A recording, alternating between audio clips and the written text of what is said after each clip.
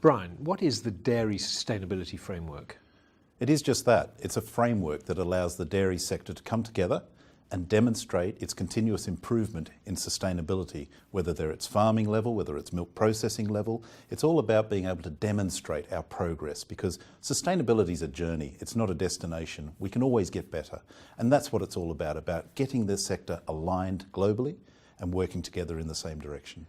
Tell me a bit about the history of the organisation. In 2009, the sector came together collaboratively to work on greenhouse gas emissions, driven by the Food and Agricultural Organisation's report on livestock's long shadow that indicated that livestock emissions globally were totalled 18% of emissions. That wasn't dairy, that wasn't beef, but it was all livestock. But dairy was being criticised as being the 18% figure. Dairy had been working on greenhouse gas emissions and trying to understand where they come from and reduce those for a long time. We needed to do more, we recognise that, but this was the opportunity to bring the sector together, work together, and actually achieve a tangible outcome of reduction. Now, the framework is governed by the Global Dairy Agenda for Action. Tell me a little bit about that organisation. Well, the Global Dairy Agenda for Action is a collaborative group of dairy associations globally. We have come together making sure we're geographically covering the dairy sector globally, and we're working together to try and work on common issues where a joint effort, two heads are better than one type concept, actually makes us move faster and achieve greater outcomes. So tell me about the governance of the organisation. I mean, who's in charge, who makes decisions? This whole concept is about the dairy industry taking responsibility and demonstrating leadership. So what we've done is we've got dairy associations around the world, not individual companies, associations. So they're representing the whole value chain in different geographies of the world. What we tend to have on the governance is the CEOs of those organisations, making sure we have a good geographic coverage of the world. We've still got a few more to get in there as we grow as an organisation, but it's all about the dairy sector coming together, developing a program for dairy. Brian, I want to talk to you about strategy now. Where does the organisation hope to be in 5 or 10 years' time? We have a wonderful story with dairy. It's a wonderfully nutritious product and has the opportunity to support many diets globally. And what we tend to talk about in the dairy sector is about sustainable food systems and how dairy is part of that. Now, we've got the wonderful nutrition story. Where we tend to lack at the moment is the story on sustainability. So what we're doing as a sector is actually capturing the good work. There is excellent work already going on around the globe, regardless of where they are in their sustainability journey.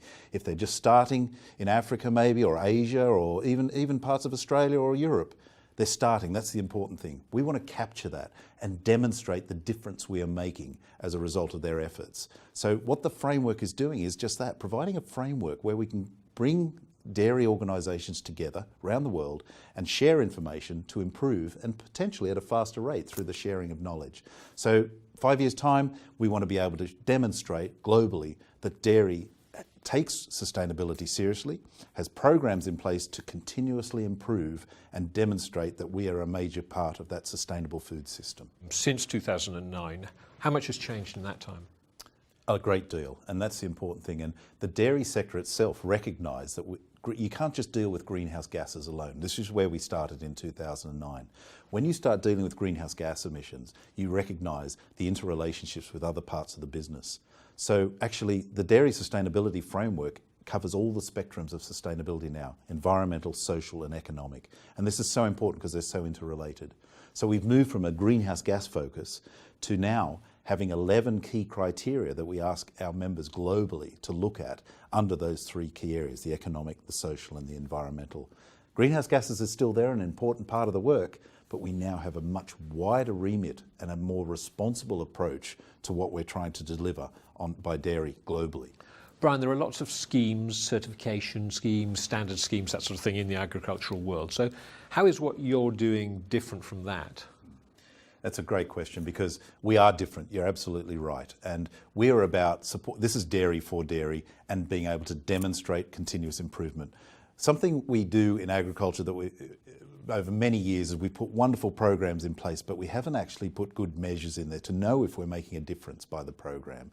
So what the framework is, it's actually puts a structure in for the dairy sector, gets the dairy sector aligned under some key headings. We talked about the 11 key sustainability criteria.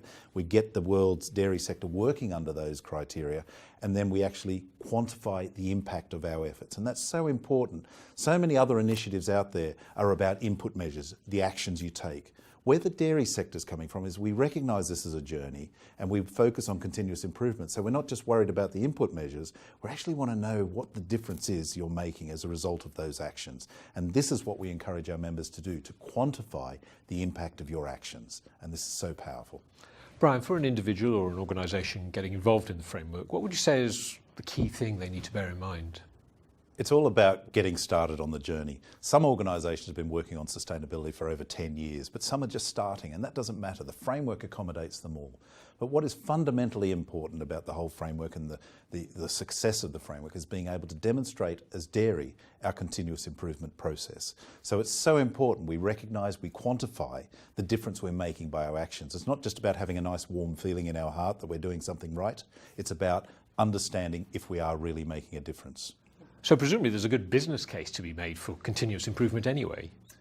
Sustainability is all about great business sense. It's about preparing your business for the future, recognising the needs and addressing those needs to make sure it's in better shape for the future. We talk in agriculture about inheriting our land from our ancestors. Actually, what we're doing is borrowing it from our grandchildren. So it's about getting your business in shape so when they take over the business, it's in great shape for them to take forward. So really, we shouldn't be doing it if it doesn't make great business sense. That's all about sustainability. Brian, tell me about the different types of membership within the framework. The framework, it tries to accommodate what's already out there. We're all about capturing the good work that's going on, sharing information from the membership. So we're trying to make it as easy as possible. The first level of membership is called the implementing membership, and they're organisations who are able to put in place programs on sustainability. For example, a dairy company or even a group of farmers or an individual farmer who review their situation from a sustainability perspective and are able to put programs in place and measure the outputs of those programs. The next level of membership is called the affiliate membership. And the affiliate membership is actually all about those who support what we do, but actually are not in a position to put a sustainability program in place. An example of that might be a research organisation who are developing the science that underpins the good work that the implementing member will put in place. So they're supporting us and they want to be part of what we do, but they're not in a position to put a program in place.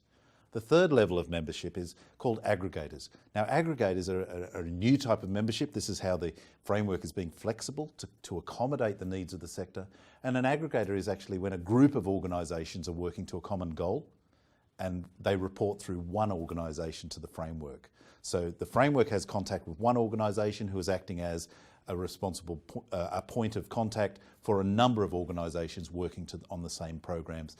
They are effectively an implementing member, but it's more than one organisation doing the implementation. I understand now how the organisation seems to work at a global level and the structures and so on, but what about on the ground at the local level? How is it actually put into practice? I think this is the real powerful bit about the framework. That we're not sitting in an office in New York or London dictating to the rest of the dairy world what they should do in terms of sustainability. We want local ownership, we want local solutions to local challenges, and we know one size doesn't fit all. It's all about identifying what the issues are for your unique business situation. So at a local level, we ask our members to put in place what we call a local management group. And a management group is actually multi-stakeholder. Instead of a multi-stakeholder like many other schemes, the multi-stakeholder approach is at the London and New York level. We want the multi-stakeholder approach at the local level. So that way the business or the member identifies what the real sustainability issues are. It's not just the member telling us what they think their sustainability issues are. They've got the customers, they've got researchers, they've got NGOs sitting around the table with them discussing what are the key issues for them and prioritising the 11 criteria to meet their needs. Then they put in place programs that try and rectify the challenges they've identified. So that's what they need to do. But importantly, what we haven't done before in terms of programs in agriculture is put in place targets and KPIs. How do we know if we're making a difference? So they need to report back once a year to the Secretariat how they've performed against their own targets and KPIs. Not ones that I've implemented or the governors, it's ones they set in place. But the validation I get at the Secretariat is that that whole group has reviewed the progress, not just the member. And it's a very powerful piece of strategy that allows us to implement a continuous improvement program at local level, dealing with local issues and finding solutions to those. So Brian, this isn't just about producers or just about manufacturers, is it? You're absolutely right. When we were started in 2009, greenhouse gas emissions predominantly at farm level. But now we're dealing with sustainability in its true sense. It's the whole value chain, and the whole value chain can be members of this framework. So we've got farmer members, we've got milk processing members, we've got transport members, packaging, all sorts of organisations, retailers even, because we all have a role to play in the sustainability of the dairy value chain. We're all on a journey, and we're all trying to share information to improve the efficiency of the value chain right throughout the world. Regardless of where you are, where your starting point is, there's a place under the framework for all groups. But what about an outside view from non-dairy industry people? It's extremely important we have this outside influence on what we do. Being governed by just the dairy industry, we may miss some very important criteria we need to cover. So the governors have pulled together a multi-stakeholder advisory council from academia to welfare to NGO, a whole mix of organisations that bring their expertise to the table to allow us to evolve the framework in the right way.